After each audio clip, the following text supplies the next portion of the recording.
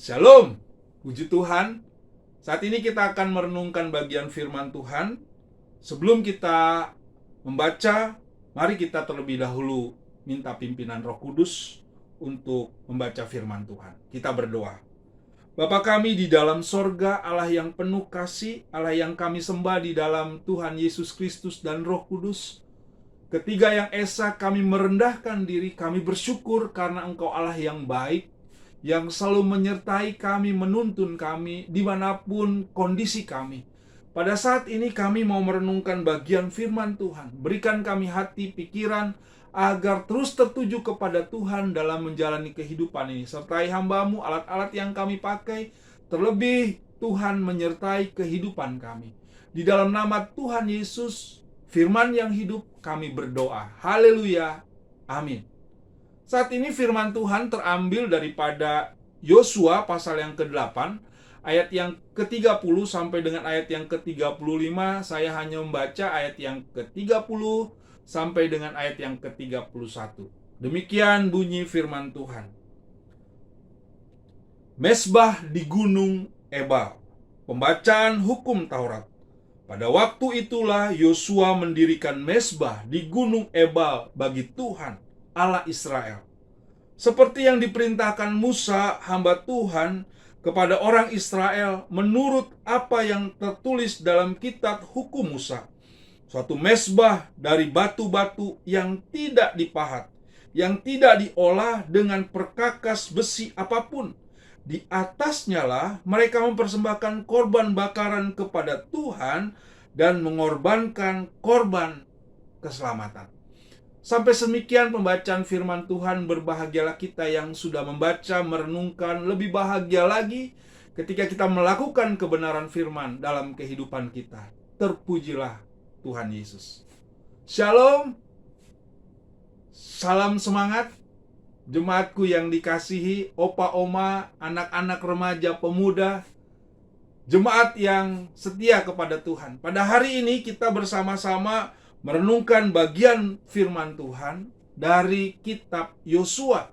Kita mengetahui bahwa kitab Yosua ini adalah tokoh utamanya adalah Yosua, di mana Yosua akan menggantikan Musa membawa bangsa Israel ke tanah Kanaan.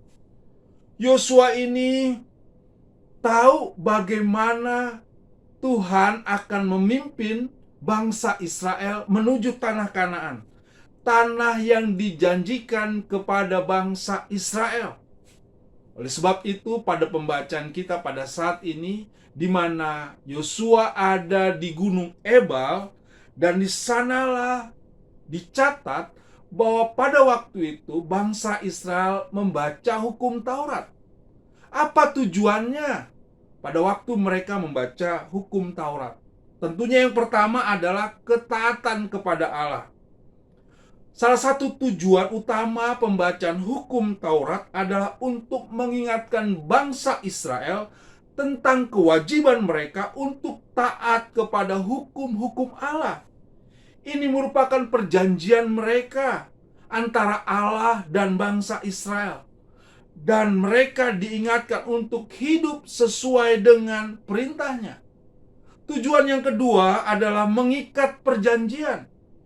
Membaca hukum Taurat di hadapan seluruh jemaat, termasuk orang tua, pemimpin, dan imam-imam, bertujuan mengikat perjanjian antara bangsa Israel dan Allah.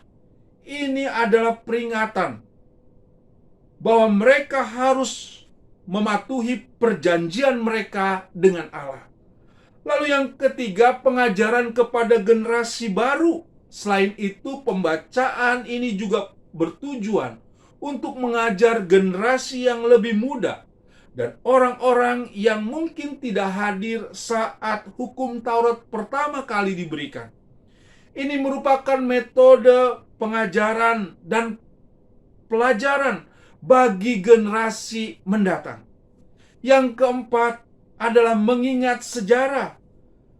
Pembacaan hukum Taurat di lokasi yang khusus seperti Gunung Ebal juga menjadi peringatan sejarah perjalanan bangsa Israel dan kemenangan mereka di Yeriko. Ini adalah upaya untuk merayakan kemenangan mereka dan mengenang peran Allah dalam sejarah mereka. Yang kelima, kesadaran akan berkat dan kutuk.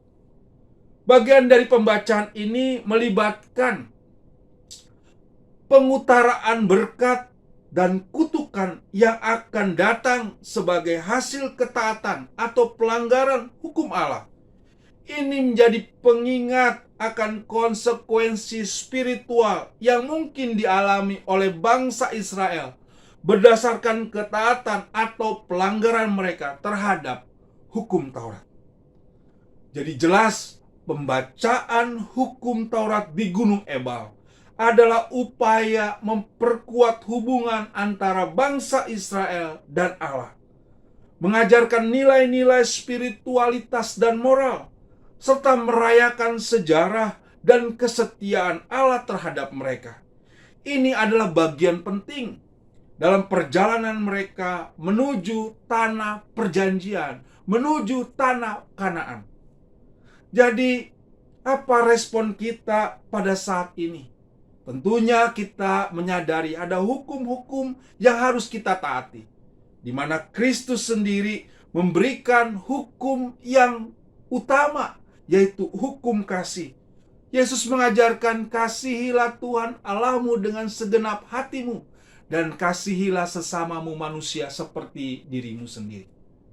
Sebab itu, ketika hukum-hukum yang Allah berikan, biarlah kita dapat mempraktekkan, mengingat akan cinta kasih Tuhan yang besar terhadap bangsa Israel pada waktu lalu, juga terhadap kita, untuk kita setia secara spiritualitas mengenang akan kasih Tuhan. Dalam menjalani kehidupan ini, biarlah kita terus mengandalkan Tuhan apapun kondisi kita. Sadarilah bahwa Dialah yang menolong Bapak, Ibu, dan saya untuk kita terus taat dan mengasihi Tuhan. Amin. Terima kasih Tuhan untuk firman-Mu mengingatkan kami bahwa aturan-aturan yang Tuhan berikan mengingatkan bahwa Tuhanlah penjaga hidup kami. Sebab itu ajarkan kami untuk setia melakukan kebenaran firman Tuhan, setia melakukan hukum-hukum yang Tuhan berikan melalui hukum Taurat, bahkan hukum kasih yang Kristus ajarkan kepada murid-murid dan kepada kami. Kami serahkan sepanjang hari ini, biarlah Tuhan memberkati dan menolong kami, agar kami terus menjadi berkat di tengah-tengah kehidupan kami. Hanya di dalam nama Tuhan Yesus, Tuhan dan Juru Selamat kami berdoa. Haleluya. Amin. Tetap semangat. Tuhan Yesus